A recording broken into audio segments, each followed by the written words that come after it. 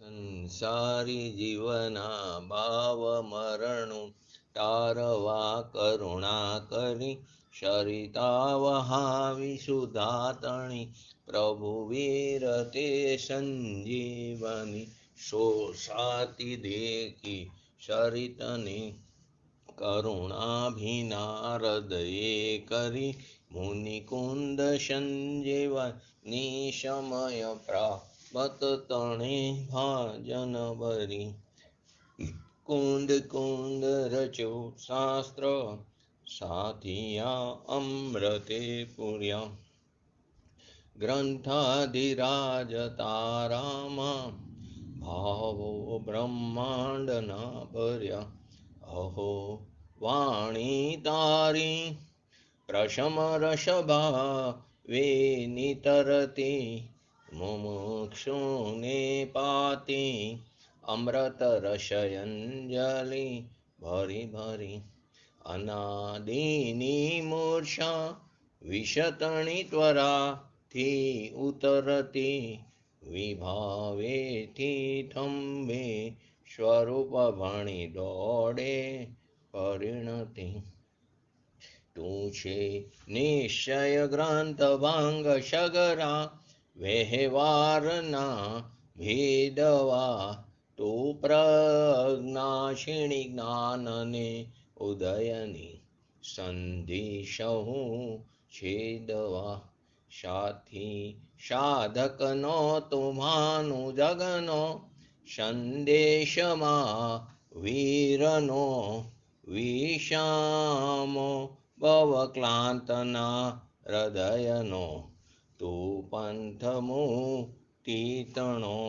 શોણે તને રસ નિબંધ શિથિલ થાય, જાણે તને હૃદય જ્ઞાની તણા જણાય. તું રૂચતા જગતની રુચિયાર છે સૌ, તું રીઝતા સકલ જ્ઞાયક દેવ રીઝે. બનાવું પત્ર કુંદનના, રત્નોના અક્ષરો લખી. તથાપિ કુંદ સૂત્રોના, અંકાએ મૂલ્યના કદી. તથાપિ કાનવાણીના, અંકાએ મૂલ્યના કદી. નમો રિંગ ટાણંગ નમો સિદ્ધાણંગ નમો યરણમ નમો વજણમ નમો લોહિશો શ્રવણમ. ચત્તારી મંગલમ અર્યંતા મંગલમ, સિદ્ધા મંગલમ શાહુ મંગલમ, કેવલીપંતો ધર્મ મંગલમ. ચત્તારી લોગોત્તમા હરિયંતા લોગોત્તમા, સિદ્ધા લોગોત્તમા, શાહુ લોગોત્તમા, કેવલીપંતો ધર્મ લોગોત્તમા. ચત્તારી શરણ ભોજામી, અર્યંતે શરણ ભોજામી, સિદ્ધે શરણ ભોજામી, શાહુ શરણ ભોજામી, કેવલીપંતો ધર્મ શરણ ભોજામી. ઓમ નમો અર્યંતાણમ. સમયસાર ગ્રંથાધિરાજ 19 નંબરની ગાથા ચાલે છે. આપણે 19 નંબરની ગાથા. નો કર્મ કર્મે હું માં વરી કર્મને નો કર્મ છે. એ બુદ્ધિ જ્યાં લગી જીવની અજ્ઞાની, ત્યાં લગી તે રહે. શિષ્યનો પ્રશ્ન છે કે જીવ ક્યાં સુધી અપ્રતિબદ્ધ રહેશે, ક્યાં સુધી અજ્ઞાની રહેશે, તેના ઉપર આપણે સ્વાધ્યાય ચાલી રહ્યો છે પૂજ્ય ગુરુદેવ શ્રીના પ્રવચનના આધારે. તો છેલ્લે આપણે ગયા સ્વાધ્યાયમાં થઈ હતી વાત. જીવને દુઃખ મટાડવું હોય તો કે આ જન્મ મરણનું દુઃખ છે એ દુઃખ છે કે તું શેને દુઃખ માનેશ? તો ખરેખર તો તું તારા સ્વરૂપને ભૂલેશ. તું તારા આનંદ સ્વરૂપ જે તારું જે છે એને તું ભૂલેશ ને, એ દુઃખ છે. એ ભૂલીને તું દુઃખ માને છે. વિકારમાં તું માને છે એ દુઃખ છે. વિકારમાં તું માને છો એ દુઃખ છે. દુઃખ સંયોગનું છે જ નહીં. દુઃખ હંમેશા સંયોગનું નથી. અનુકૂળ સંયોગ હોય કે પ્રતિકૂળ સંયોગ હોય, દુઃખ એની અંદર છે જ નહીં. પરંતુ તું ક્યાં દુઃખ માને છે? તું તેની અંદર એકત્વ કરીશ તો રાગદ્વેષ આદિ જે ઉત્પન્ન થાય છે એમાં તને સુખ દુઃખ થાય છે. તો કે તારા સ્વભાવને ભૂલે છે ને, પરનું લક્ષ્ય કરે છે ને. હવે જે પ્રતિકૂળ એની માન્યતા કરી કે મારામાં આનંદ નથી, પણ આ રાગમાં આનંદ છે, આ સંયોગોમાં આનંદ છે. એ જે માન્યતા છે એ વિપરીત માન્યતા છે. એ દુઃખની માન્યતા, એ મિથ્યા માન્યતા, એ આપણે પોતે સ્વયં ઊભી કરી છે. આપણે પોતે ભૂલ કરી છે. પોતે ઊભી કરી છે તેને ટાળવી આપણે જ પડશે, કોઈ બીજો એ માન્યતાને ટાળી નહીં શકે. રસ્તો બતાવશે એ માન્યતા ટાળવાનો. સાચો જ્ઞાની પુરુષનો સંયોગ થવાથી, સાચા જ્ઞાની પુરુષોનો સંયોગ થવાથી એ રસ્તો મળે છે આપણને, પણ એ રસ્તો પર ચાલવું તો આપણે પડે છે. એ દુઃખને મટાડવાનો પ્રયત્ન આપણે કરવો પડે છે. સ્વભાવ સન્મુખ પુરુષાર્થ કરીને, સ્વભાવનો આશ્રય કરી તો એ દુઃખ ઉત્પન્ન જ નહીં થાય. એને દુઃખને ટાળ્યું એમ કહેવામાં આવે છે. અહીં તો કે છે તને જે દુઃખ છે શેનું છે? દુઃખ જે તને થાય છે એ શેનું છે? કયા પ્રકારનું છે? તારો જે આત્મા, આપણો પોતાનો ભગવાન આત્મા જે આનંદ સ્વરૂપ છે, એને પુણ્ય પાપ વાળો માનો, એને શુભાશુભ ભાવ વાળો માનો, એને પુણ્ય પાપના વિકાર વાળો માનો, એને જુદો ન માનવો એ દુઃખ છે. એને જુદો માનવો જોઈએ. એની જગ્યાએ આપણે શું કર્યું? એને જુદો ન માને કે હું મારામાં પુણ્ય પાપ થાય છે, મારામાં શુભાશુભ ભાવ થાય છે, તો એને જુદો ન માનવો એ આપણને દુઃખ છે. સાચું દુઃખ એ છે. એ દુઃખ કોણે ઉત્પન્ન કર્યું? ઉત્પત્તિ કોણે કરી? તો કે આપણે પોતે. કે પુણ્ય પાપ હું, શરીર હું એની રક્ષા કરી શકું છું, હું એને મેન્ટેન કરી શકું છું. શરીરની રક્ષા કરું, સારા કર્મ બાંધવું. એટલે આપણે તો હજી બાંધવામાં જ પડ્યા છીએ. ખરેખર છૂટવા માટેનો અવસર મળ્યો છે. તો આપણે મૂઢ મિથ્યા દ્રષ્ટિ બનીને આપણે શું માની કે હું સારા કર્મ બાંધું તો મને અનુકૂળ સંયોગો મળે, અને એ અનુકૂળ સંયોગો મળે તો મને બધે સારા વૈભવ આદિ મળે. તો એમાં આપણે સુખ માન્યું છે. તો કે સારા કર્મ બાંધવું, શરીરને સારું રાખવું. ઘણા એવું કે મારી આટલી ઉંમર સુધી મારું શરીર એટલું બધું નિરોગી છે, મને કોઈ તકલીફ નથી પડી. તો એને શેમાં સુખ માન્યું? શરીરમાં સુખ માન્યું. જે પદ્રવ્ય છે એમાં સુખ માન્યું. ખરેખર સુખ તો અંદર પડ્યું છે ને દ્રષ્ટિ ક્યાં છે? ઓલા અરણ્યની જેમ કસ્તુરી નાભીમાં પડી છે, દ્રષ્ટિ એને ગોતવા ક્યાં દોડે છે? તે બહાર દોડે છે. એવી રીતે આપણે સુખ અંદર પડ્યું છે એ તરફ દ્રષ્ટિ કરતા નથી, અને એ સુખની પ્રાપ્તિ કરવા આપણે પદ્રવ્યની અંદર દોડા કરીશી, એને પ્રાપ્ત કરવાના પ્રયત્ન કરીશી. જે આપણે કરી શકતા જ નથી એને પ્રાપ્ત કરવાના પ્રયત્ન કરીશી. શરીરને પૈસો પ્રાપ્ત કરવો મુશ્કેલ નહીં, દુર્ગમ છે, કરી જ ન શકી, કેમ કે પદ્રવ્ય છે. એ તો એની યોગ્યતાથી આપણી પાસે આવે છે. પૈસો નથી આવતો, પૈસાને આપણે સ્પર્શ પણ નથી કરી શકતા, એની મમતા આવે છે.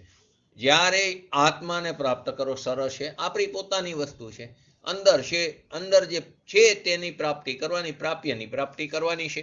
તો કે શરીરને સારી રાખવું, પુણ્ય પાપને ઠીક અઠીકપણું માનવું એ મિથ્યાત્વ છે. એમાં આપણે આત્મા છે એમ માન્યું, એ વિપરીતતા છે. એ મિથ્યાત્વનું આપણને અનંત દુઃખ છે. દુઃખ શેનું છે? મિથ્યાત્વનું. ને મિથ્યાત્વ વિપરીત માન્યતા શેને કારણે થઈ? કે જે સુખ, જે પુણ્ય પાપ આદિ શુભાશુભ ભાવ છે એમાં આત્માને માન્યો, ને આત્માને એમાં આત્મા માન્યો, અને આત્મામાં પુણ્ય પાપ આદિ શુભાશુભ ભાવ કર્મ નો કર્મમાં ને માન્યા. તો એ દુઃખ છે. એ વિપરીત માન્યતાનું, એટલે કે મિથ્યાત્વનું દુઃખ છે. હવે એ દુઃખની ટાળવાની કરા તો એમાં હું નથી. એ દુઃખની ટાળવાની કરવા શું છે?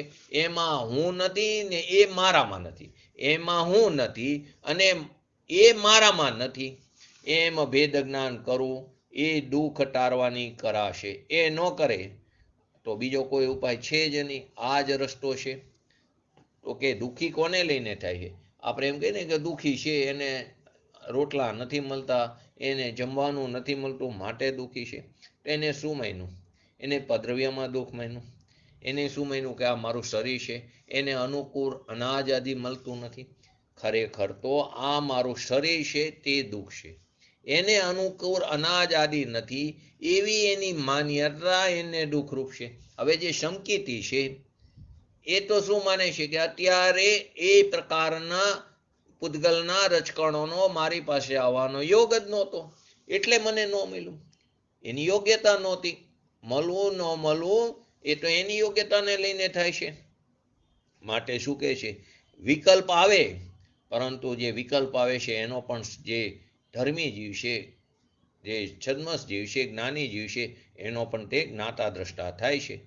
અમે દુઃખી છીએ જ નહીં એમ માને, કેમ કે હું તો કેવો છું? અનંત સુખોથી ભરેલો આત્મા છું, પૂર્ણ કૃતકૃત્ય છું. તો કે દુઃખી દુનિયા, દુઃખ ક્યાં રહ્યો? દુઃખી દુનિયા પાસે દુનિયા રહી. દુઃખી દુનિયા પાસે દુનિયા રહે. એ દુઃખ તો કોને માન્યું છે? એ ભ્રમ ઉત્પન્ન થયો છે, એમાં આપણે પદ્રવ્યમાં દુઃખ માન્યું છે.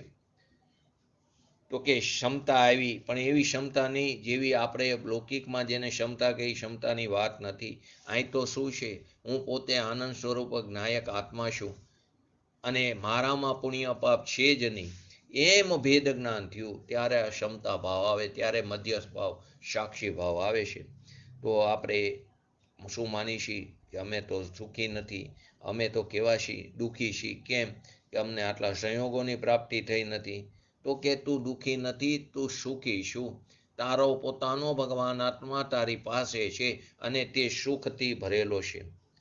તો આત્મા જોઈએ છે એની આપણને ખબર નથી, તો તું મોટો દુઃખી છું. સમ્યક દ્રષ્ટિ જે જીવ છે એની પૈસાની ચાહ નથી હોતી, એને ક્યારેય તૃષ્ણા નથી હોતી. પરંતુ જે આત્માનું ભાન છે, એ આત્માનું ભાન વગરનો જે જીવ છે એ પૈસાને, તૃષ્ણાને, એ બધાને ચાહતો હોય છે, એને કારણે તે દુઃખી હોય છે. તો લોકો કહે છે કે દુઃખી બધા જોવે છે બહારથી અને સંયોગોની પ્રાપ્તિ નથી થઈ, તો લોકો એને કહે છે કે દુઃખી છે. તો કે એ તો ઢોરમાં તે સુખ માન્યું હતું. પૂજ્ય ગુરુદેવશ્રીના શબ્દોમાં કહીએ તો સમ્યક દ્રષ્ટિ તો પોતાનામાં આનંદ માને છે, એ ક્યારેય રાગમાં આનંદ નથી માનતો. પોતાનામાં આનંદ માને છે, જે અંદર છે તેમાં આનંદ માને છે. તે રાગમાં આનંદ માનતો નથી. અનુકૂળ સંયોગો આવે તો પણ એ રાજી નથી થતો, અને પ્રતિકૂળ સંયોગો આવે તો તેને દુઃખ પણ થતું નથી, ક્લેશ પણ થતો નથી, દ્વેષ પણ થતો નથી. પુણ્યના પરિણામમાં તે માનતો નથી, શરીરમાં માનતો નથી. આવી વાત આવે આપણે પૂજ્ય ગુરુદેવશ્રીના પ્રવચનમાં આવે વારંવાર કે તે શરીરમાં માનતો નથી, શરીરથી તે ભિન્ન એવો પોતાના ભગવાન આત્મા ઉપર દ્રષ્ટિ છે. અને તે જ ધર્મી જીવ, એને તાવ આવે તો દવા લેતો પણ દેખાય, ડૉક્ટર પાસે જતો પણ દેખાય. તો ત્યારે પ્રશ્ન ઉત્પન્ન થાય, નવી નવી આપણે વાત સાંભળી હોય જીનવાણીની, તો આપણને શંકા ઉત્પન્ન થાય, આશંકા ઉત્પન્ન થાય કે બોલે છે આ, કરે છે કંઈક, તો એને કપટ ન કહેવાય? તો કે તે કપટ નથી. તો કે ત્યાં એના અભિપ્રાયમાં પડ્યું છે કે જે સમયે આ શરીરના પૂતગલ પરમાણુની જે અવસ્થા જે થવાની છે તે તેના સમયે થયા વગર નહીં રહે. દવા તો નિમિત્ત છે. ત્યાં એના અભિપ્રાયમાં પડ્યું છે કે હું દવા લઉં અને એને કારણે મારું શરીર સારું થાય, એવો એને અભિપ્રાય નથી. પરંતુ આપણો અભિપ્રાય શું છે કે નહીં, દવા લેવાથી આપણને સારું થયું. ને આપણે તો કેટલી બધી આપણે જે પ્રમાણે આપણને અનુકૂળ લાગે તે પ્રમાણે આપણું વર્તન હોય છે. ધારો કે કોઈ દવાખાનામાં કોઈ દાખલ થયો હોય અને એને સારું થઈ જાય તો શું કે બહુ ડૉક્ટર સારા, આ ડૉક્ટરને કારણે મારું શરીર, મને બધું બરાબર થયું. અને કોઈ કારણે એનો દેહ પરિવર્તન થાય તો શું બોલે કે શું કરી, આટલું જ આયુષ્ય હતું. ત્યારે ડૉક્ટર ઉપર દોષનો ટોપલો નહીં આપે. અને જ્યારે જે સમયે જે થવાનું છે એ થયું એવી માન્યતા જ્યારે સારું થાય ત્યારે નથી કરતો. તો આપણે જ્યાં અનુકૂળ લાગે આપણને તે પ્રમાણે આપણું વર્તન હોય છે. તો કે જે ધર્મી જીવ છે તે પોતાની અંદર આનંદ માને છે, રાગમાં આનંદ માનતો નથી, પુણ્ય પરિણામને માનતો નથી, શરીરમાં માનતો નથી, સંયોગમાં માનતો નથી. તે દ્રષ્ટિએ બીજાને દેખે છે, તે દ્રષ્ટિએ તે દરેક જીવને જોવે છે. કેમ કે એ દ્રષ્ટિએ દરેકમાં ભગવાન આત્મા જોવે છે. એની દ્રષ્ટિ દ્રવ્ય દ્રષ્ટિ છે. એને ક્યારેય કોઈ જીવને પર્યાય દ્રષ્ટિથી દેખવો નથી. બીજાને પણ એ દ્રષ્ટિએ દેખે છે. કેમ કે અત્યારે ભલે તે અજ્ઞાની હોય, પણ તે એક સમયની પર્યાયમાં ભાન ભૂલેલો ભગવાન આત્મા છે. પૂજ્ય ગુરુદેવશ્રીના શબ્દને આપણે વારંવાર આનું રટણ કરવું જોઈએ. તે જે દ્રષ્ટિથી બધાને ભગવાન આત્મા તરીકે જોતા તેવી દ્રવ્ય દ્રષ્ટિ આપણે પણ કેળવવાની જરૂર છે.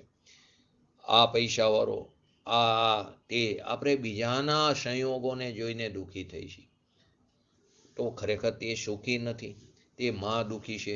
પૂજ્ય ગુરુદેવશ્રીની ભાષામાં કહીએ તો તે મોટો માગણ છે.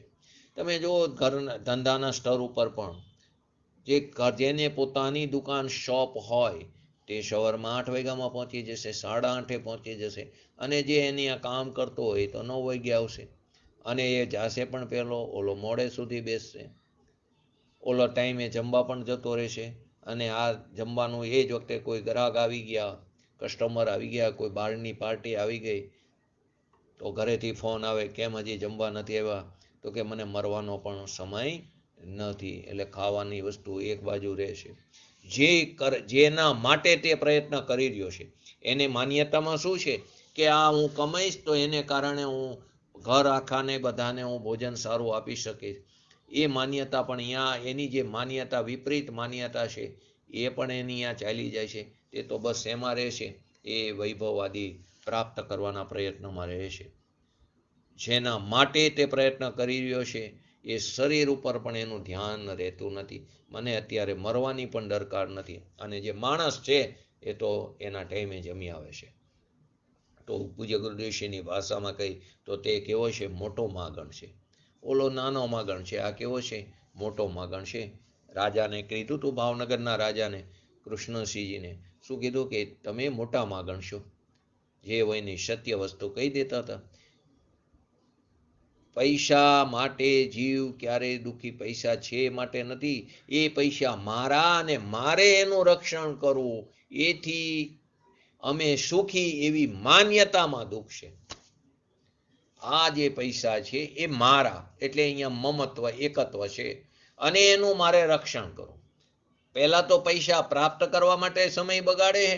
પ્રાપ્ત તો ખરેખર કરી શકતો જ નથી, પણ એની માન્યતામાં છે કે મેં પ્રાપ્ત કર્યા અને પછી આગળ એની રક્ષા કરવામાં, કે પૈસાને હું બરાબર સાચવી શકું, એનું મારે રક્ષણ કરવું, એથી અમે સુખી એવી માન્યતામાં જીવ દુઃખી છે. તો ખરેખર તો જીવ પોતાના સ્વભાવ તરફ દ્રષ્ટિ નથી કરતો, એને કારણે દુઃખી છે. તો કે મારો આત્મા અને આ જે બહારના સંયોગો વૈભવવાદી તે બધું શું છે?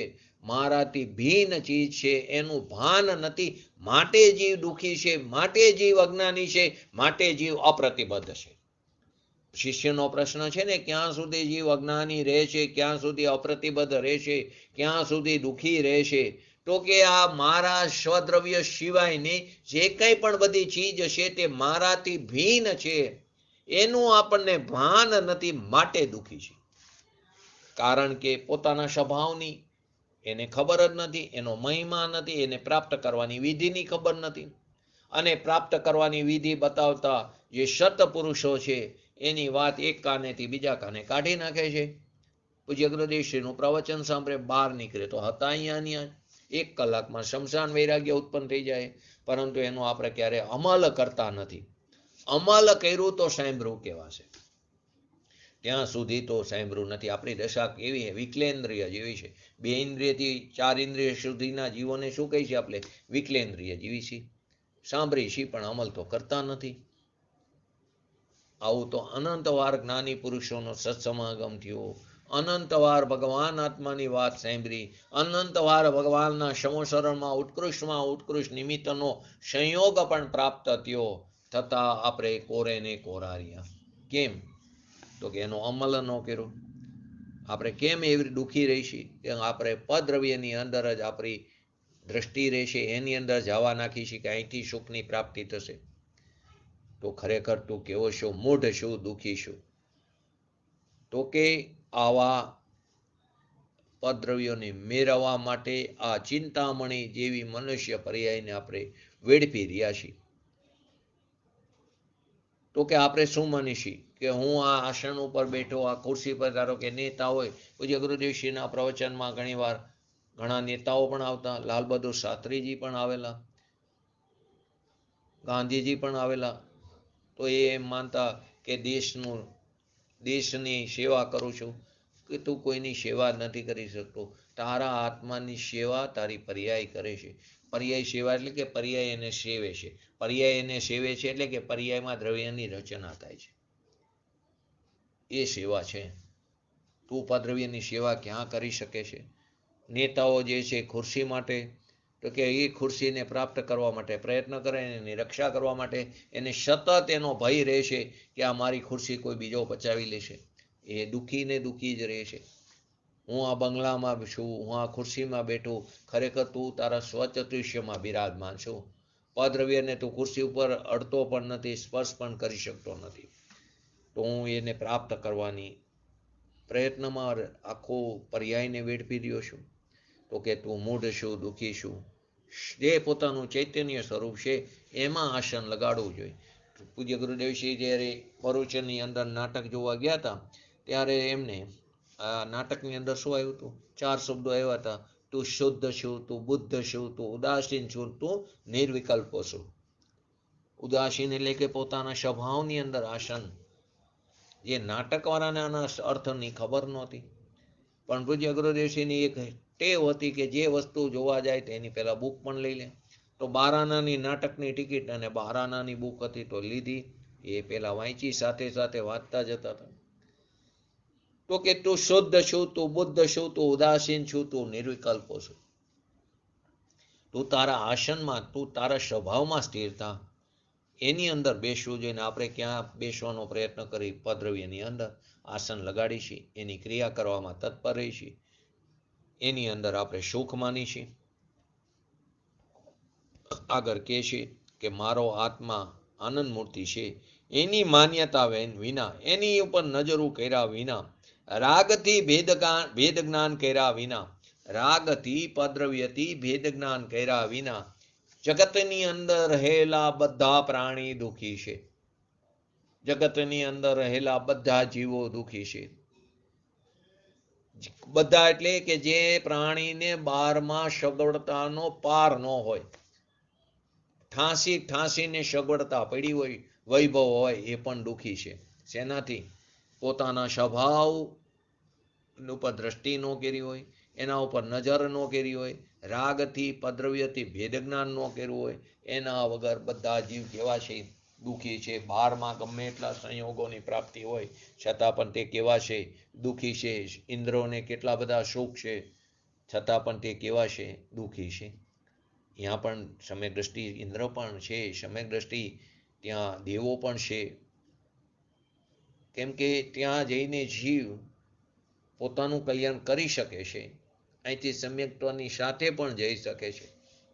એક નિયમ છે કે જ્યારે પણ કોઈ પણ ઇન્દ્ર કે દેવનો જ્યાં જન્મ થાય તો એ તો ઉપાદ રૂપે થાય છે. ત્યાં ગર્ભ જ નથી વ્યવસ્થા હોતી, ત્યાં ગર્ભ જ વ્યવસ્થા નથી, પણ કેવી રીતે? ઉપાદ રૂપે સીધા આરસ મળીને બેઠા થાય છે.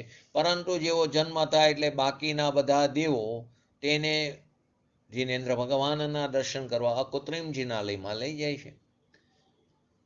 તે કદાચ એક જ વાર જાય, પહેલી વાર, પછી ન પણ જાય, કેમ કે પછી વૈભવમાં રેચો પૈચો રે. મિથ્યા દ્રષ્ટિ જીવ હોય અને સમ્યક દ્રષ્ટિ જીવ હોય, એને તો કેવું નથી પડતું. પરંતુ પહેલી વાર તો ભગવાન જીનેન્દ્ર ભગવાનના દર્શન કરવા લઈ જાય. પછી કરે ન કરે પોતાની યોગ્યતા ઉપર આધાર છે. તો આપણે પણ પોતાના સ્વભાવ ઉપર તો દ્રષ્ટિ કરતા નથી, પદ્રવ્યથી ભેદ જ્ઞાન કરતા નથી, અને એ કારણે આપણે દુઃખી છીએ, એ કારણે આપણે અપ્રતિબદ્ધ છીએ, એ કારણે આપણે અજ્ઞાની છીએ. અહીં તો એમ કે છે આ સંયોગો તે હું, મને જે સંયોગોની પ્રાપ્તિ થઈ તે હું, અને સંયોગો મારામાં. આ સંયોગો તે હું અને સંયોગ મારામાં, એ તિરસ્કાર કરનારા, પોતાના સ્વભાવના તિરસ્કાર કરનારા એ દુઃખી છે. પોતાનો સ્વભાવનો ઘાત કરનારા, હિંસા કરનારા જીવો દુઃખી છે. કેમ કે એમને શેમાં? સંયોગોમાં મારાપણું કર્યું. એ સંયોગોમાં હું અને મારામાં એ સંયોગો. એ કારણે જીવ દુઃખી છે. પોતાના સ્વભાવનો તિરસ્કાર કર્યો.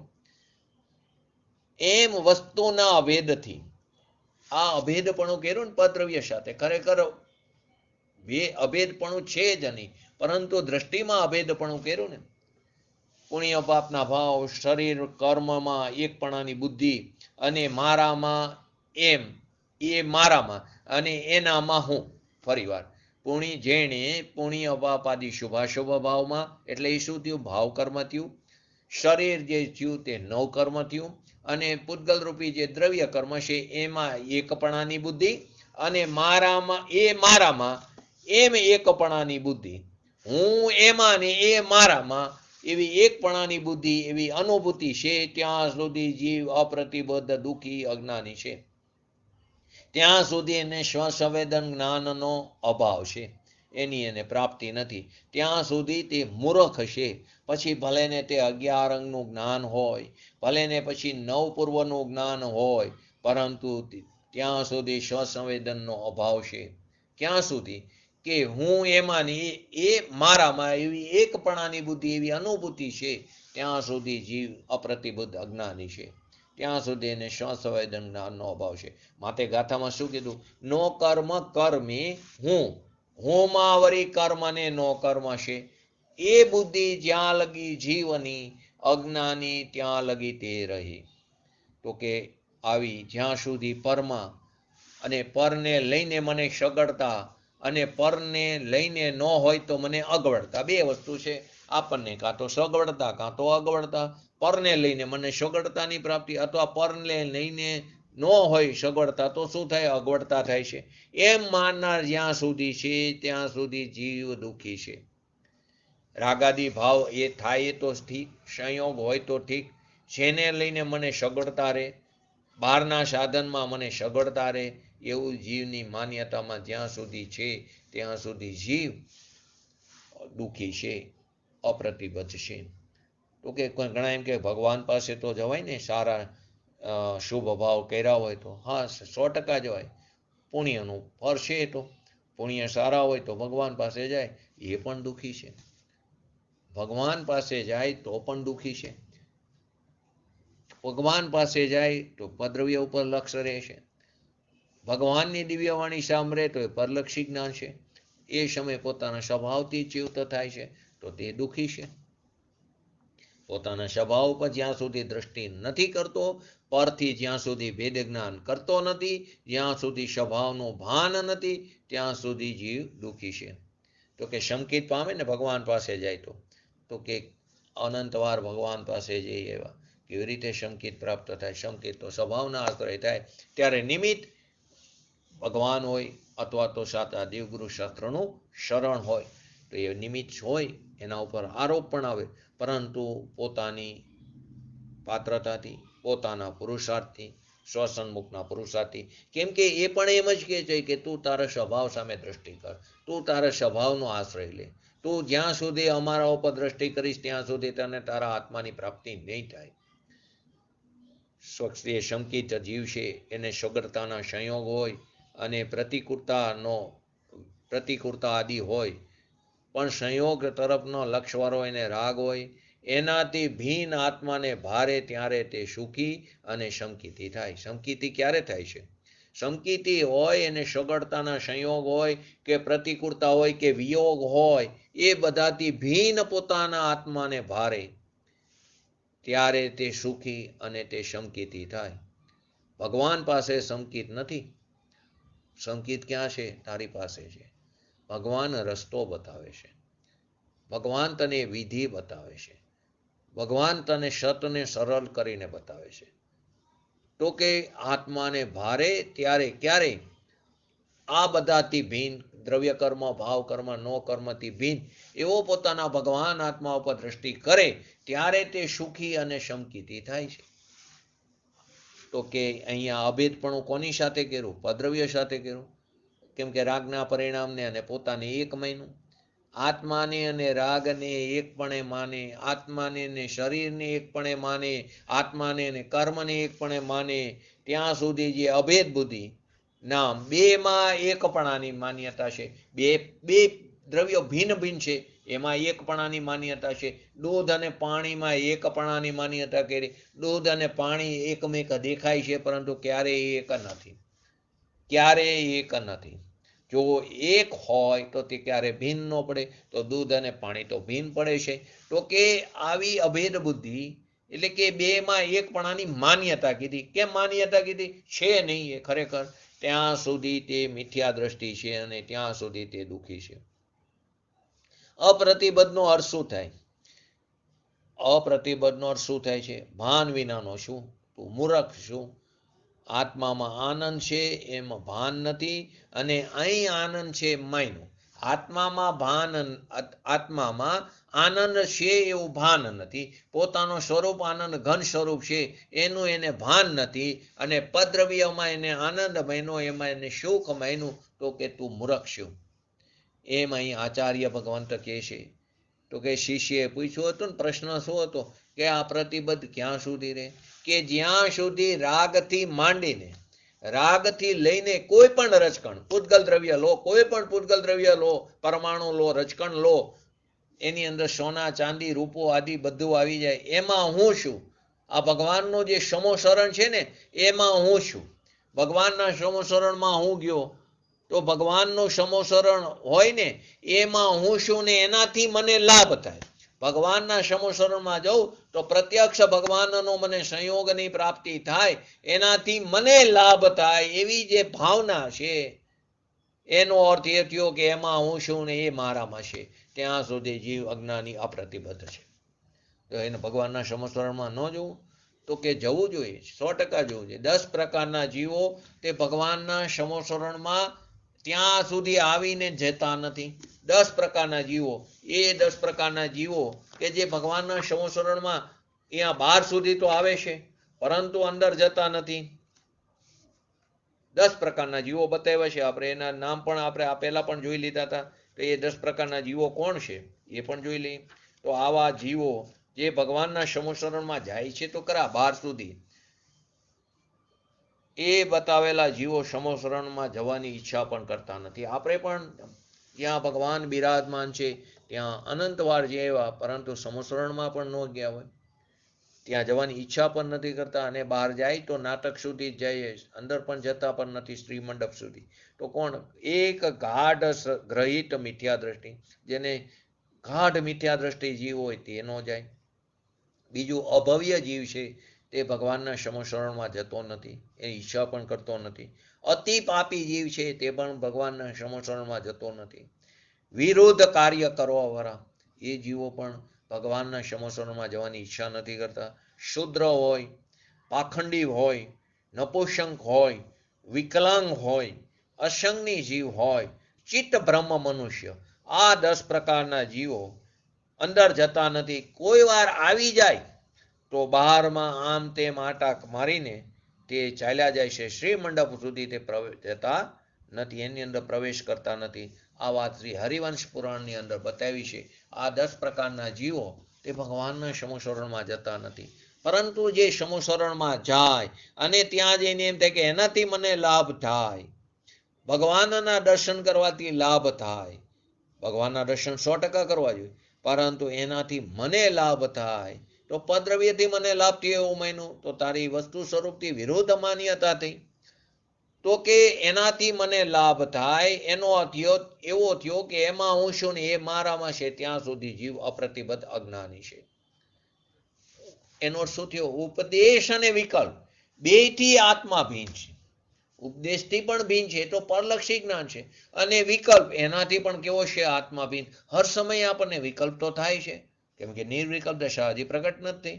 તો હર સમયે જે વિકલ્પો થાય છે એનાથી પણ આત્મા કેવો છે? ભીન છે. બસ આનું નામ તો ભેદ જ્ઞાન છે. હર સમયે કોઈ પણ કાર્ય કરતા હોય તો વિકલ્પો તો ચાલુ જ હોય છે.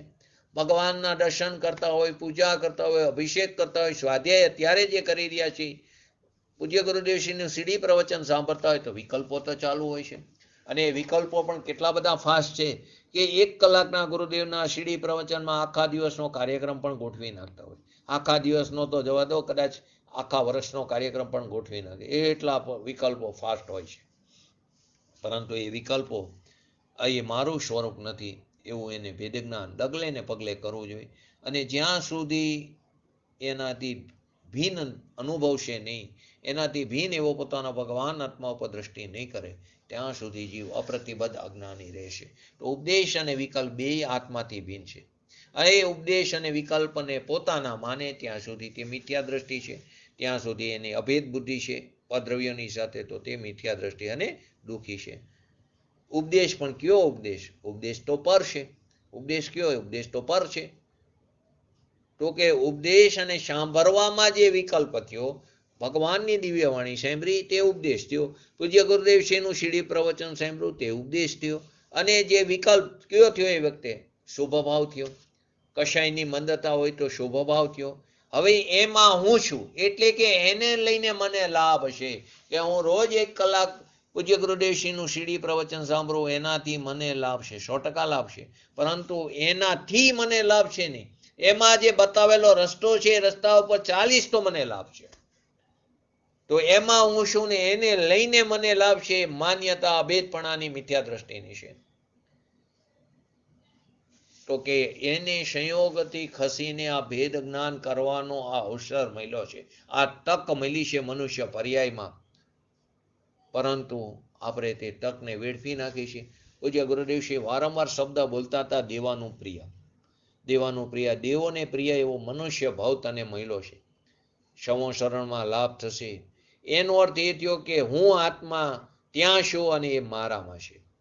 સંવત્સરણમાં લાભ થશે એનો અર્થ શું થયો કે હું આત્મા ત્યાં છું અને એ મારામાં છે. ત્યાં સુધી તું દુઃખી છું, કેમ કે ત્યાં અહમપણું માન્યું. અહીં અહમપણું બે જાતનું અહમપણું, એક અહમપણું કયું, બેની જાત તો એક જ છે. એક એમ કહે છે કે કુટુંબ કબીલા આદિમાં પોતાપણું અહમપણું માને છે. એના કરતાં હું ભગવાનને તો હું પોતાના માનું છું. કોઈ એવી દલીલ કરે કે તમે બધા કુટુંબ કરી કબીલા આદિમાં, સંયોગો આદિમાં, વૈભવ આદિમાં એની અંદર એકપણું માનો છો, પોતાપણું માનું છું, અને હું એના કરતાં તો ભગવાનને પોતાના માની છે, તો એ બધો પર તરફનો રાખશે, બધો એક જ જાતિનો છે, બધો ચૈતન્યથી ભિન્ન જાતિનો છે. તો હું ભગવાનને પોતાના માનું છું અને તું પરદ્રવ્યને તું કુટુંબ કબીલાને એને પોતાપણું, એની અંદર પોતાપણું માને છે. તો બંને પદ્રવ્ય થયા, એ બંને પદ્રવ્યમાં એને પોતાપણું માન્યું, તે બધો પર તરફનો રાખશે, તે બધું એક જ છે. સંયોગ તરફના લક્ષ્ય આકુરતા ઉત્પન્ન થયા વગર રહેતી નથી. કોઈ પણ સંયોગોનું લક્ષ્ય હોય એ સંયોગનું લક્ષ્ય કરવાથી આકુરતા ઉત્પન્ન થયા વગર રહેતી નથી, અને સ્વભાવના આશ્રયે અનાકુરતા ઉત્પન્ન થયા વગર રહેતી. કોઈ પણ પદ્રવ્યના સંયોગના લક્ષ્ય આકુરતા ઉત્પન્ન થયા વગર રહેતી નથી, અને પદ્રવ્યના લક્ષ્ય આકુરતા ઉત્પન્ન થયા વગર રહેતી નથી, અને સ્વદ્રવ્યના લક્ષ્ય નિરાકુરતા ઉત્પન્ન થયા વગર રહેતી નથી. આ એક જ વાત છે આપણે આત્માની પ્રાપ્તિ કરવી હોય તો, પરંતુ આપણે હંમેશા પદ્રવ્યમાં અધિકપણું માન્યું છે. હવે સાથે ભાવાર્થમાં ટીકાની અંદર પ્રતિબદ્ધની વ્યાખ્યા કરે છે. અત્યાર સુધી તો શું આવ્યું કે શિષ્યને પ્રશ્ન હતો કે જીવ ક્યાં સુધી અપ્રતિબદ્ધ રહેશે, ક્યાં સુધી દુઃખી રહેશે, અજ્ઞાની રહેશે. હવે પ્રતિબદ્ધની વ્યાખ્યા કરે છે. જ્યારે કોઈ વખતે, એટલે કે પોતાના આત્માના સંભારના કાર્ય, એટલે કે પોતાના આત્માની દરકારના સમયે, જેમ રૂપી દર્પણ કેવો છે, પૂતગલ દ્રવ્ય, તો એ કેવો હોય, રૂપી છે. 6 દ્રવ્ય છે ને, 6 દ્રવ્યમાં કેટલા રૂપી દ્રવ્ય, કેટલા અરૂપી દ્રવ્ય છે, બોલો? 6 દ્રવ્યમાં કેટલા રૂપી દ્રવ્ય છે, કેટલા અરૂપી દ્રવ્ય છે?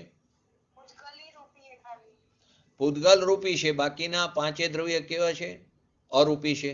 તો અહીં કોનું એક્ઝામ્પલ આપ્યું છે, રૂપીનું. રૂપી અને અરૂપીને લે છે સાથે, આત્માને.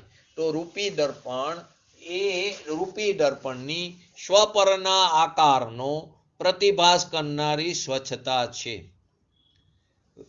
રૂપી દર્પણની અંદર સ્વપરના આકારનો પ્રતિભાસ કરનારી સ્વચ્છતા જ છે. એટલે કે સ્વપરનો આકારનો ત્યાં પ્રતિભાસ થાય, પરંતુ એ શું છે, દર્પણની સપાટીની સ્વચ્છતા જ છે. અરીસો છે ને, દર્પણ એટલે અરીસો, એ સ્વપરના આકારનો શું કરે, પ્રતિભાસ. અરીસો પોતાના આકારના સ્વરૂપને બતાવે છે. ખરેખર અરીસો પોતાના આકારના સ્વરૂપને બતાવે, પરને બતાવે. અગ્નિ સામે હોય તો અગ્નિની જ્વારા, અગ્નિની ઉષ્ણતા, અગ્નિની જ્વારા લાલ લાલ હોય એ અરીસામાં દેખાય.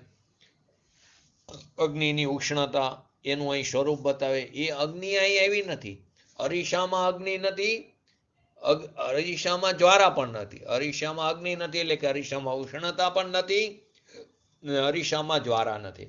અહીં 2 વસ્તુ લીધી, ઉષ્ણતા અને જ્વારા. કેમ એ 2 લેવાનું અર્થ શું છે, બોલો જયંતિભાઈ, બોલો? છાયાબેન, અમિતાબેન, હર્ષાબેન, નિકુંજભાઈ, અલકાબેન. નહીં, અહીં હું મારો પ્રશ્ન બીજો. અહીં અરીસાની અંદર અગ્નિની જ્વારા અને અગ્નિની ઉષ્ણતા 2 લેવાનો અર્થ શું? થોડો જયંતિભાઈ ઉપયોગ થોડો સૂક્ષ્મ કરો. આજની તમારી પોસ્ટ ઉપર જ છે.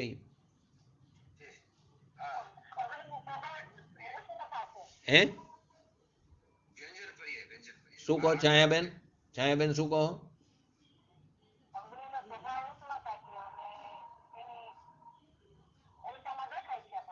એ તો બરાબર.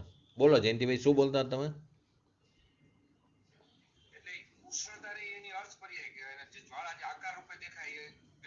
સરસ, બરાબર. આગળ એક્ઝામ્પલ શેનું આવ્યું આપણે?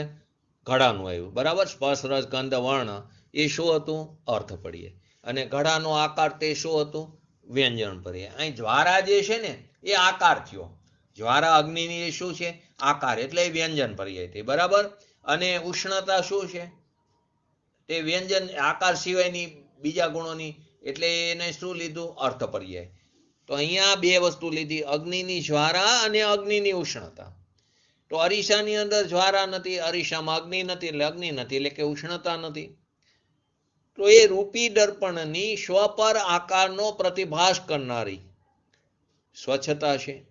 દર્પણની તો સ્વચ્છતા છે જ, અહીં ઉષ્ણતાને જ્વારા લીધી, એટલે કે અર્થ પર્યાય ને વ્યંજન પર્યાય લીધી. જ્વારાનો જે આકાર છે એ વ્યંજન પર્યાય થયો. ઘડાની અંદર જેમ બે લીધું તો સ્પર્શ રસ ગંધ વર્ણ અર્થ પર્યાય, ને ઘડાનો આકાર તે વ્યંજન પર્યાય, એનો પોરો પેટાર આદિ એનો આકાર. તો આવી વ્યંજન પર્યાય ને અર્થ પર્યાય એ સ્વતંત્ર પોતાથી થાય છે એમ સિદ્ધ કરે છે. એ અર્થ પર્યાય અગ્નિની ઉષ્ણતા એ પણ પોતાથી થાય છે સ્વયં, અને અગ્નિની જ્વારા એ વ્યંજન પર્યાય પણ પોતાથી થાય છે. બંને સ્વતંત્ર પોતાથી થાય છે એમ અહીંયા સિદ્ધ કર્યું છે. એ અગ્નિની ઉષ્ણતા એનો સ્વભાવ છે, એ અર્થ પર્યાય થઈ, અને એનો આકાર જ્વારા એ દ્રવ્યની વ્યંજન પર્યાય છે. ઉષ્ણતા અને જ્વારા અગ્નિની છે, એ અરીસામાં નથી આવી. એ ઉષ્ણતા અને જ્વારા તે અગ્નિની છે, છાયાબેને કીધું એમ, એ અરીસામાં નથી આવી. અરીસામાં તો અરીસાની સ્વચ્છતા છે. અરીસામાં શું છે? અરીસાની સ્વચ્છતા છે. એવું દેખાય છે ને અરીસામાં? પ્રશ્ન કરે. હા દેખાય છે, પણ એ અરીસાની અવસ્થા છે. અગ્નિની ઉષ્ણતા આકાર ત્યાં આવ્યો જ નથી, એ તો અરીસાનો આકાર છે. જ્વારા આદિ લાલ કલર દેખાય તે પણ અરીસાની સપાટી દેખાય છે. અંદરના કાચના સ્કંધનો જે આકાર છે એ દેખાય છે. એ જે લાલ આદિ જે દેખાય છે એ અરીસાની સ્વચ્છતાની પર્યાય છે. એની પર્યાય અહીં આવતી જ નથી. અગ્નિની પર્યાય અહીં આવતી નથી, અરીસાની પર્યાય ત્યાં જતી નથી. તો રૂપી દર્પણની સ્વપરના આકારનો પ્રતિભાસ કરનારી, દર્પણનો સ્વભાવ શું છે? સ્વપરનો સ્વરૂપને પ્રતિભાસ બતાવે છે, એવી એની સ્વચ્છતા છે. પ્રતિભાસ કરનારી સ્વચ્છતા છે, ને ઉષ્ણતા અગ્નિની, ઉષ્ણતા અને જ્વારા અગ્નિની છે. પ્રતિભાસ કરનારીની સ્વચ્છતા તે દર્પણની છે, અને ઉષ્ણતા અને જ્વારા તે અગ્નિની છે. તેવી રીતે અરૂપી આત્માની, ઓલો રૂપી દાખલો હતો, હવે અરૂપીનો. અરૂપીનો કેવી રીતે? ભગવાન આત્મા અરૂપી છે, ચૈતન્ય ઘન છે. એવી આત્માની પોતાને અને પરને જાણનારી જ્ઞાતૃતા, એટલે કે જ્ઞાતાપણું છે. જે ઓલામાં જેમ એની સ્વચ્છતા છે, એમ આત્માની પોતાને અને પરને જાણનારી જ્ઞાતાપણું છે. આત્માનું તો સ્વને અને રાગ આદિ પરદ્રવ્યને એનું જાણવા પરવું, એ જ પોતાનું જ્ઞાતૃત્વ છે. જ્ઞાતૃત્વ છે એટલે કે જ્ઞાતાપણું છે, એ આત્માનું છે. રાગ શરીર ક્રિયા આદિ સંબંધી જે પોતાનામાં જ્ઞાન થાય છે, શરીરની ક્રિયાની રાગ આદિનું જે કંઈ જ્ઞાન થાય છે, જે પોતાનામાં જ્ઞાન થાય, એ પર સંબંધીનું પોતાનું જ્ઞાન છે. એ રાગનું જ્ઞાન થાય, પોતાનું જ્ઞાન છે. એ સંબંધીનું જ્ઞાન કોનું છે? પોતાનું છે. અને પોતા સંબંધીનું પોતાનું જ્ઞાન થાય છે. બે થાય છે, એક પર સંબંધીનું જ્ઞાન એ પણ પોતાનું છે, ને એક પોતા સંબંધીનું પણ પોતાનું છે. એ સ્વપર સંબંધી પોતાનું જ્ઞાન, એ જ્ઞાતૃતા એ જ આત્માની છે. રાગ અને શરીરની અવસ્થા એ તો પરમાં ગઈ, રાગની અવસ્થા એ રાગમાં ગઈ, શરીરની અવસ્થા શરીરમાં ગઈ. એ કંઈ આત્મામાં નથી. જેવી રીતે અગ્નિની જ્વારા અને અગ્નિની ઉષ્ણતા અગ્નિમાં ગઈ, એ અરીસામાં નથી. અરીસાની તો સ્વચ્છતા એ અરીસામાં રહી. તેવી રીતે સ્વપર સંબંધીનું પોતાનું જ્ઞાન, એ જ્ઞાતૃતા એ જ આત્માની છે. રાગ અને શરીરની અવસ્થા તો પરમાં ગઈ, એ કંઈ આત્મામાં નથી. અરૂપી આત્માની તો પોતાને અને પરને જાણનારી જ્ઞાતૃત્વ, એટલે કે જ્ઞાતાપણું, પ્રતિભાસ કરનારી સ્વચ્છતા, એટલે કે એમ જાણનારી જ્ઞાતૃતા જ એ જ ભગવાન આત્માની છે. રાગ, શરીર, કર્મ એ આત્માના નથી, એ તો પર વસ્તુ છે. અને કર્મ તથા નો કર્મ પૂતગલના છે, એ આત્માના નથી. શુભ અશુભ ભાવ, કર્મ, શરીર, વાણી આદિ પૂતગલના છે.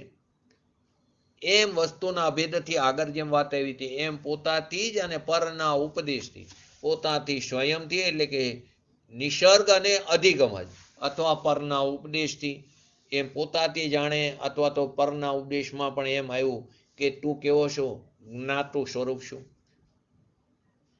જ્ઞાતા સ્વરૂપ છું.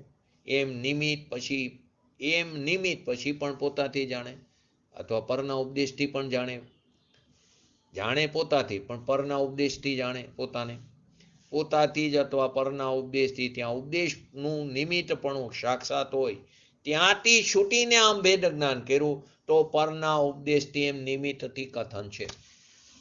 પરિવાર પોતાથી જ અથવા પરના ઉપદેશથી, ત્યાં ઉપદેશનું નિમિત્તપણું સાક્ષાત હોય. પૂજ્ય ગુરુદેવશ્રી નિમિત્તપણે છે સાક્ષાત.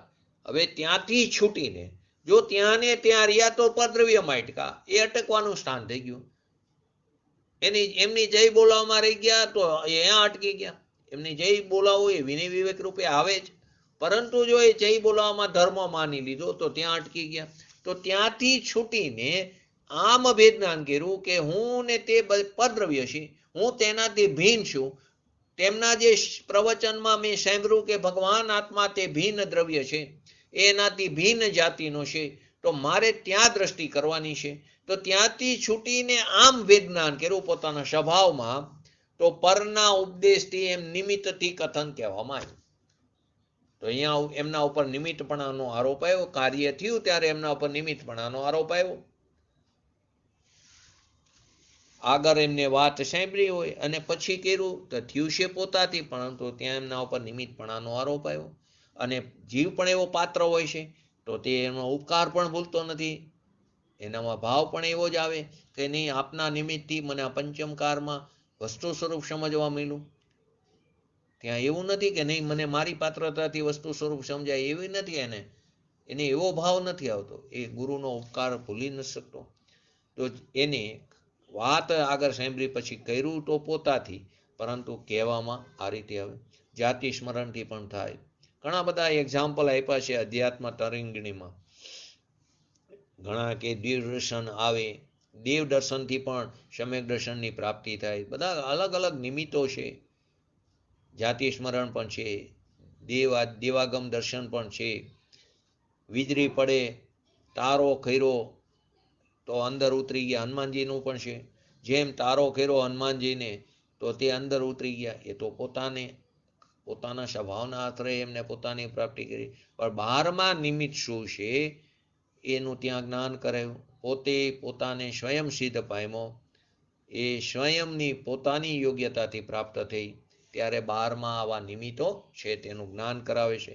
અનિત્ય આદિ અનુપેક્ષા, બહાર અનુપેક્ષાનું ચિંતન આત્મ સ્વરૂપની પ્રાપ્તિમાં નિમિત્ત રૂપે થાય છે. ઘણા સ્વયં બુદ્ધાણમ આગમ વચનાત અથવા ગુરુનો ઉપદેશ આદિથી એનાથી પણ જાણ્યું. પોતે રાગથી ભિન્ન આત્માને જાણ્યું છે પોતાથી, પરંતુ ત્યાં નિમિત્ત રૂપે છે. તો આમ પરને ને રાગથી ભિન્ન એવું જે ચૈતન્ય સ્વરૂપ છે એવું ભેદ જ્ઞાન થયું ત્યારે કહે છે કે પોતાથી જ અથવા પરના ઉપદેશથી, જેનું મૂળ શું છે ભેદ વિજ્ઞાન છે. તો એ ભેદ વિજ્ઞાન એટલે કે પરથી જુદાપણાનું ભાન કરે છે, એવી એને અનુભૂતિ ઉત્પન્ન થશે.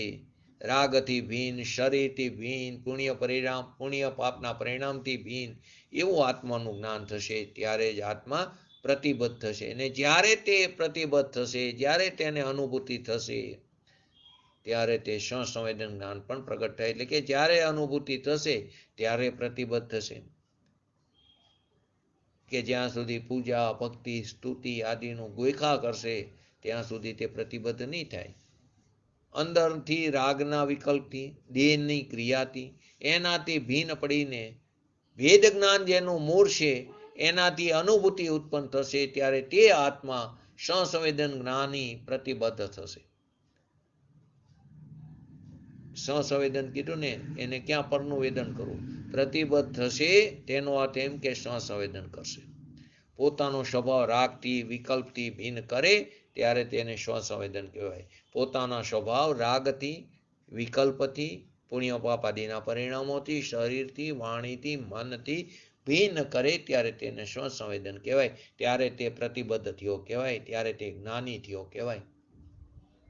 શાસ્ત્રના બધા પ્રકારના ભણતરથી વિકલ્પથી ભેદ પાડીને જ્યારે પોતે પોતાનું જ્ઞાન કરશે ત્યારે જ્ઞાની થશે. ગમે એટલા શાસ્ત્રોનું ભણતર કરે પરંતુ એનાથી ભિન્ન થઈને પોતાના ભગવાન આત્માનું જ્ઞાન નહીં કરે ત્યાં સુધી તે જ્ઞાની કહેવાતો નથી. ત્યાં સુધી તે અજ્ઞાની અપ્રતિબદ્ધ છે. તો કે એ બધાથી ભિન્ન પડીને એનો ભેદ કરીને પોતાનું જ્ઞાન કરશે ત્યારે તે જ્ઞાની કહેવાય છે. ફરીવાર ક્યારે કીધું? પોતાનો સ્વભાવ રાગથી વિકલ્પથી ભિન્ન કરે ત્યારે સ્વસંવેદન કહેવાય. ત્યારે તે પ્રતિબદ્ધ થયો કહેવાય. ત્યારે તે જ્ઞાની થયો કહેવાય. શાસ્ત્રોના ગમે એટલા ભણતર હોય તો તે જ્ઞાની નથી કહેવાતો. ભણતરના વિકલ્પથી ભેદ પાડીને પોતાના આત્માનું સ્વસંવેદન ભાવશ્રુત જ્ઞાન કરશે ત્યારે તે જ્ઞાની થશે. તો કે સ્વસંવેદન એટલે કે જ્યારે પણ કોઈ કાર્ય રાગને પુણ્યને શરીરને વાણીને પરને એનાથી ભિન્ન પાડીને પોતાનું સ્વસંવેદન જ્ઞાન કરશે ત્યારે તે પ્રતિબદ્ધ થશે. ત્યારે તે જ્ઞાની થશે. એનો ઉપાય એક જ છે, ભેદ વિજ્ઞાન. એનો ઉપાય શું છે? ભેદ વિજ્ઞાન. ફરીવાર આપણે સ્તુતિમાં પણ શું આવે છે? અનાદિની મૂર્છા વિષ તણી ત્વરાથી ઉતરતી. અનાદિની મૂર્છા હે વિષ તણી ત્વરાથી ઉતરતી. ક્યારે? વિભાવેથી થંભી સ્વરૂપ ભણી દોડે પરણીથી.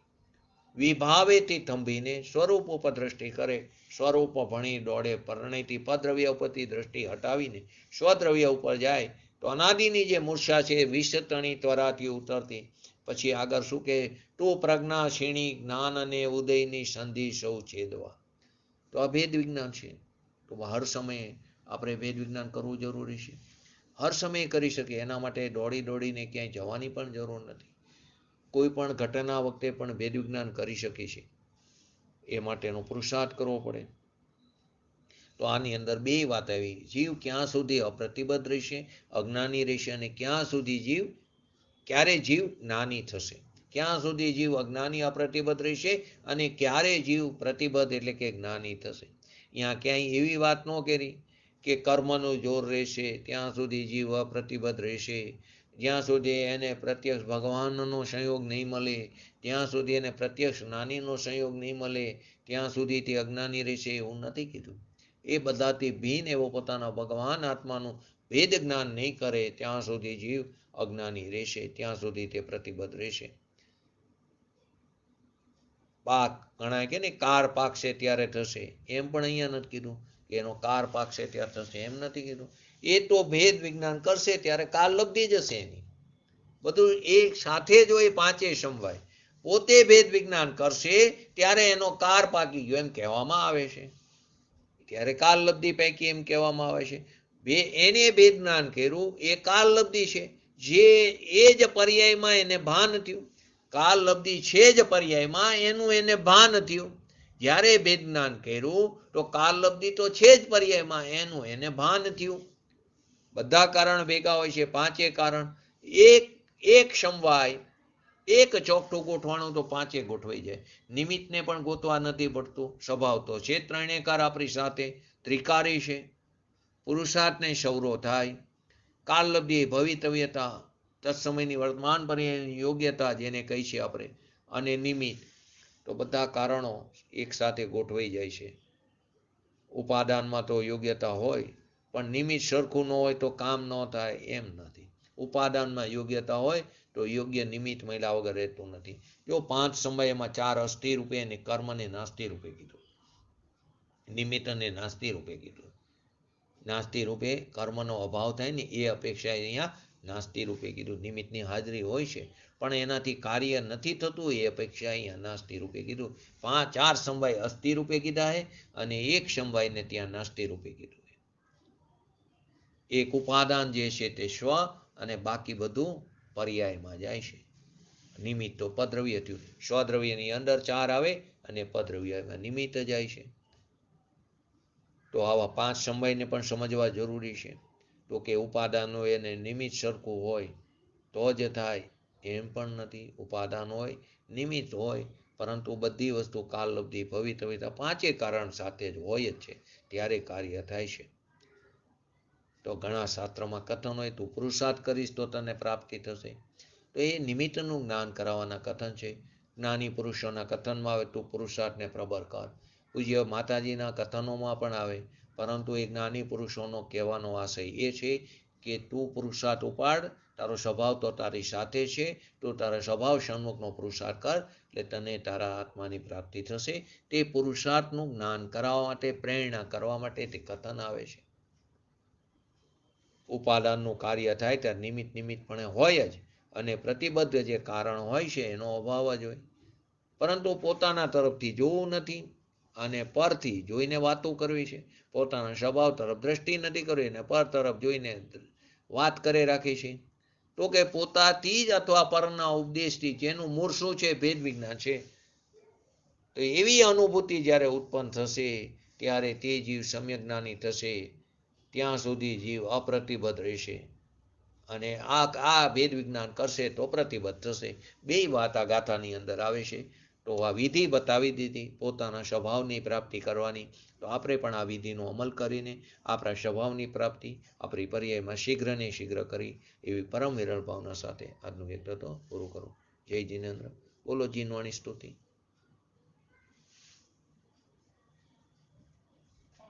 બોલો.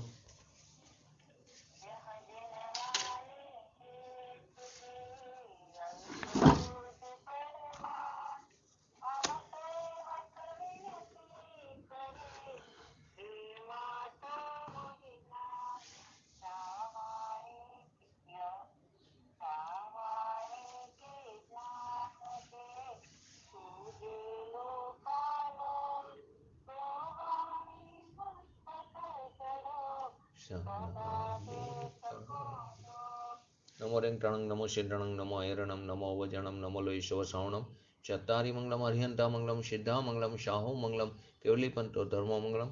ચત્તારી લોકો તમારા હરિહંતા લોકો તમારા સિદ્ધા લોકો તમારા શાહુ લોકો તમારા કેવલી પંતો ધર્મ લોકો તમારા. ચત્તારી શરણ ભોજામી હરિહંતે શરણ ભોજામી સિદ્ધે શરણ ભોજામી શાહુ શરણ ભોજામી કેવલી પંતો ધર્મો શરણ ભોજામી. બોલીએ શ્રી પંચ પરમેશ્વરી ભગવંતોનો જય હો. બોલીએ શ્રી જીનવાણી માતનો જય હો. બોલીએ શ્રી પરમ પૂજ્ય પરમ ઉપકારી સદગુરુ દેવનો જય હો. બોલીએ શ્રી પ્રસમૂર્તિ ભગવતી માતનો જય હો. બોલીએ શ્રી સનાતન જૈન દિગંબર ધર્મનો જય હો. જય